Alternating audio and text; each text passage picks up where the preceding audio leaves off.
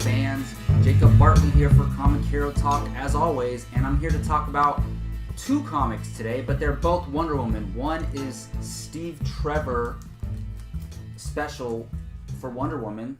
It's technically called Wonder Woman Steve Trevor Special. And then also Wonder Woman number 24. These came out in the past 2 weeks. I figured I might as well combine them since it's the same character instead of doing a separate video for each one.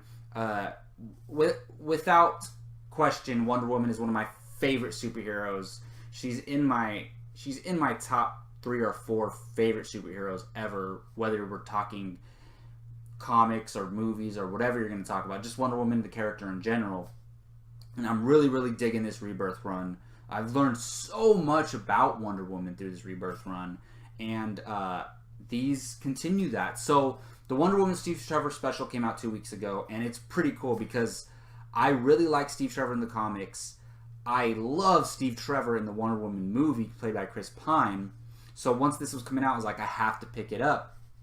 And it, you know how you get the thought bubbles for each character, like when they're the lead of a comic. So you get that with Steve Trevor in this. He interacts with Diana, but then he goes on this secret mission that he can't tell her about. And by the way, this is going to have minor spoilers in it. I'm not going to get too much in depth, but there will be minor spoilery things that I have to mention in order to discuss the overall comic. So you have been warned, and that goes for both Wonder Woman Steve Trevor Special and Wonder Woman number 24. So, in the Wonder Woman movie, if you've seen the Wonder Woman movie, and I'm not going to spoil the movie, but we meet these 3 characters who are Steve Trevor's friends in the movie. They're his soldier buddies, and Diana interacts with them too in the film. And they are Samir, who they call Sammy, there's Charlie, and there's Chief.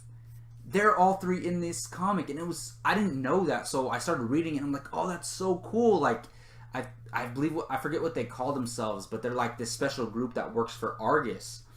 And I was like, whoa, this is awesome. And I don't know, and I don't claim to be a comic book expert. I don't know my comic book history. I know general stuff, like mainstream stuff, but I don't know my comic book history in depth. I'm a relatively new reader. I've been reading for a couple years now.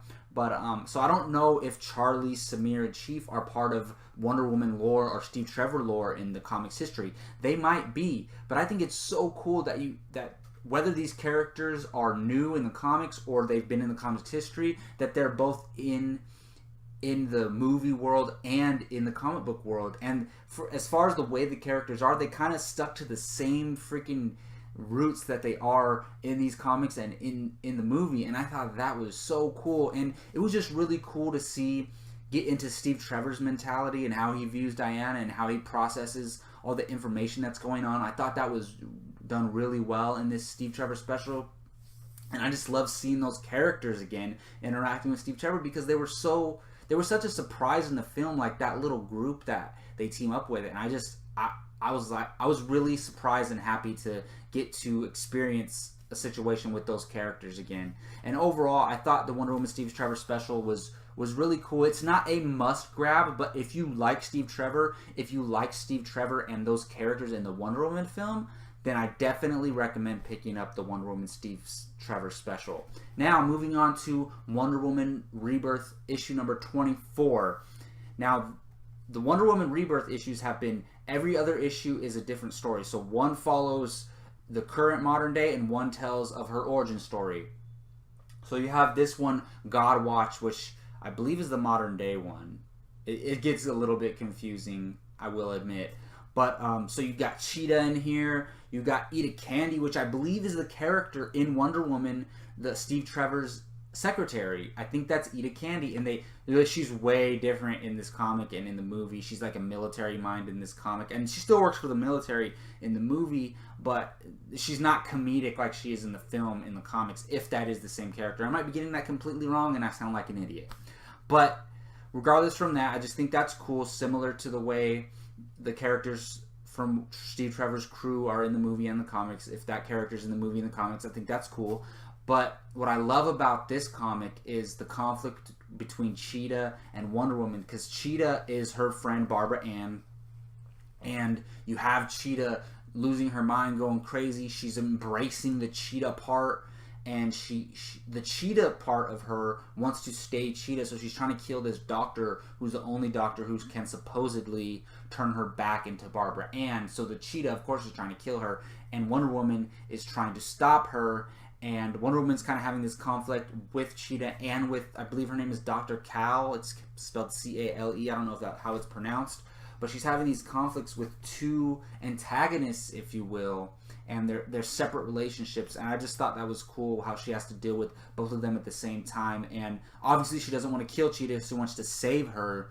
So I really did like this comic, and it showed me a different side of Cheetah. I think on the surface level, the idea of Cheetah is kind of dumb. If you really think about it, like a cheetah woman, it's kind of dumb. But most stuff in comic books are really cheesy on a surface level.